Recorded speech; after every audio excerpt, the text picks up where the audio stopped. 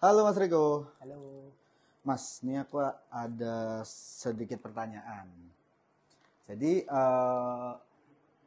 aku punya pengalaman pribadi ini Mas, dari teman dekat yang cerita ke aku. Jadi, dia ini cewek. Dia ini cewek, tapi kondisinya itu dia jauh dari keluarga. Jadi dia hidup itu bersama orang tua asuh. Nah, di kondisi yang sekarang dia tuh sering merasa bingung mas ketika dia dapat pacar atau pasangan itu kerap kali dia mendapatkan hal-hal yang berbau kekerasan yang secara fisik dan mental. Nah, kemudian sering juga diselingkuhin nih mas. Bahkan yang lebih parah itu dia pernah dilecehkan dengan katakanlah pamannya atau omnya. Nah, dia tuh pernah mengalami hal-hal yang gak enakin kayak gitu. Nah, kalau dari Mas Riko, kira-kira kenapa sih pola ini bisa berjalan dan bisa terus-menerus? Nah, sebelum kita bahas, tak tanya, pelecehannya berulang nggak? Dia sering dapat catcalling? Sering. Dia sering dapat ya sweet gitu lah. Ya, sering Ya sih kan? mas. Dapat pelecehan dari orang, tiba-tiba ditepuk pantatnya. Kalau itu sih belum pernah cerita, tapi yang berbau-bau soal pelecehan Sering kerap lah. ya. Looping kan berarti kan? Betul. Berulang kan? Nah, background keluarga?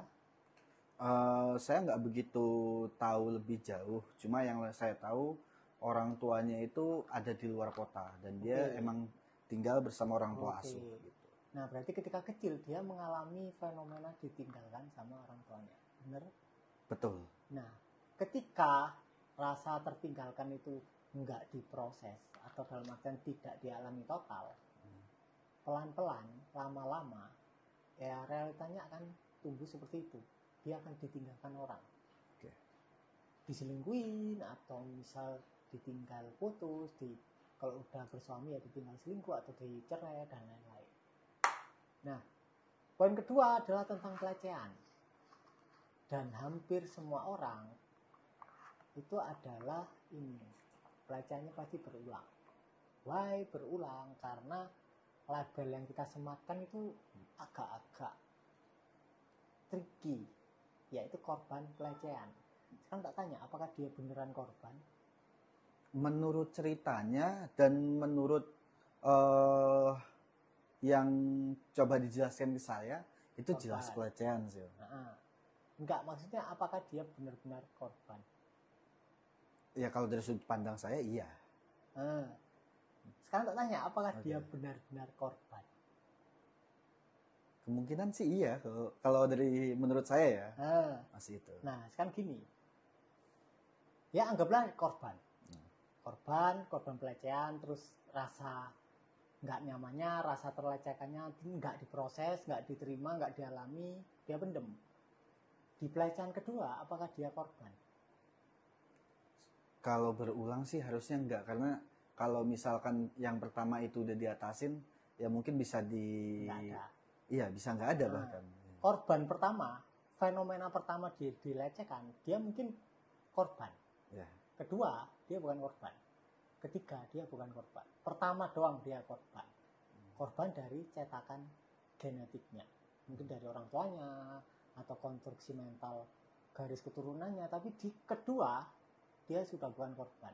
Dia adalah creator dari, atau pencipta dari fenomena dilecehkan. Tapi ketika kita terus melabeli pola berulang dengan korban, ya nggak ada solusi. Misal sekarang tak tanya lah, kayak Sinta dulu lah. Kalau tak labeli dia korban pelecehan, kira-kira dia sembuh tidak? Enggak sembuh. Karena ketika kita bilang, oh kamu korban pelecehan, ya dia akan nyalain orang. Selain dirinya, ya kan? Tapi ketika aku bilang, kamu untuk pertama fenomena pelecehan itu kamu korban. Kedua, ketiga, sampai ke 10, sampai ke 20, ya kamu penciptanya. Which is ya salahmu sendiri. Ketika kita menganggap, oh berarti diriku yang menciptakan fenomena pelecehan, ada solusinya. Ya kan? Tapi ketika kita menganggap, oh aku korban pelecehan, nggak ada solusinya, nggak pernah ada solusinya. Karena kita melemparkan tanggung jawabnya ke orang lain. Ya, masuk. Iya kan? Misal, fenomena kedua 3 sampai 10, temennya sampean bilang, oh aku korban pelecehan. Kira-kira apa yang bisa dilakukan? Nggak ada. Nggak ada, yang ada cuma dukungan moral atau nggak ada. ikut menyalahkan aja. Nggak ada. Nggak ada solusi. Kalau kita menganggap diri kita adalah korban pelecehan, nggak ada solusi. Sama. Kayak misalnya, oh aku korban, aku miskin ya aku korban. Nggak ada solusi. Tapi ketika sampai dengan pemahaman yang dalam menganggap, oh aku ini kurang uang atau mungkin ketipu ya gara-gara aku sendiri, ada solusinya. Ya kan? Yeah. Oh berarti ada yang salah nih. Mungkin aku mendam sesuatu pengalaman yang belum selesai total, sehingga itu muncul di kemudian hari. Intinya adalah menggeser posisi dari korban ke kreator yang mengkreasikan, termasuk pelecehan. Kenapa kok wanita itu susah sembuh dari pelecehan? Ya karena mereka menganggap diri mereka adalah korban, padahal bukan. Karena mereka pengkreasinya. Untuk fenomena pertama, mereka jelas korban dari gen. Ya kan? Mungkin ibunya waktu hamil belum memproses trauma pelecehan di masa lalu. Mungkin waktu, ya intinya belum terproses. Kemudian secara epigenetika turun ke anaknya. Nah, pola gen itu yang merangsang orang lain untuk melecehkan dia. Itu korban. Sama kayak gini lah. Orang, entah gimana caranya, orang yang lagi marah itu bisa menemukan korbannya. Iya kan? Ya. Gak mungkin dong sembarang orang tiba-tiba ditempeling. Ya. Kenapa dia nempeling orang itu?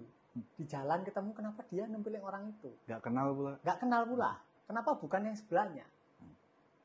Apakah dia korban? Ya enggak. Ya kebetulan selaras. Ya sama. Korban pelecehan secara tanpa sengaja, secara tanpa sadar, dia menciptakan keselarasan dengan yang melecehkan. Ya kan?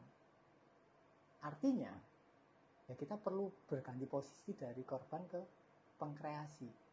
Oh, ya kita harus sadar, oh berarti selama ini aku dilecehkan ya gara-gara aku. Gara-gara apa? Nah itu yang perlu dicari tahu. Gara-gara apa? Tentu saja bukan gara-gara pakaian kalian. Ya. Itu pertama, bukan gara-gara pakaian. Karena banyak orang yang pakaian seksi yang nggak ada pelecehan. Justru yang tertutup biasanya.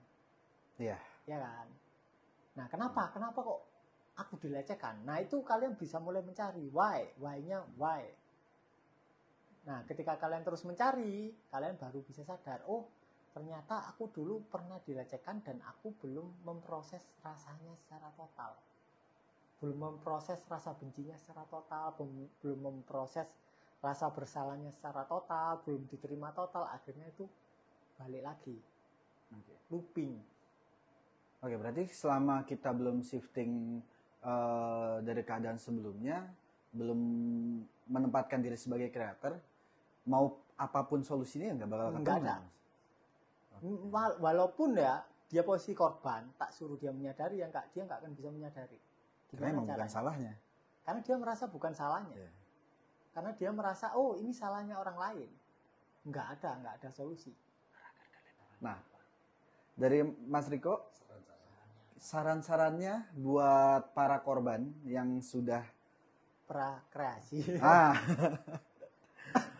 Bukan korban. Ya. Fenomena kedua kita para kreator yang sempat mencap dirinya sebagai korban.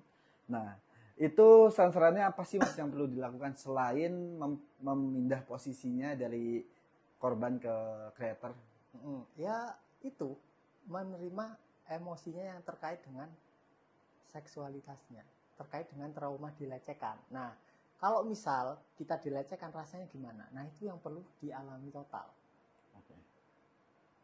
Nah, kalau dari Mas Riko nih, kira-kira ada nggak sih Mas metode dari letting in yang mungkin bisa langsung dipraktekkan oleh teman-teman yang sedang mengalami ini?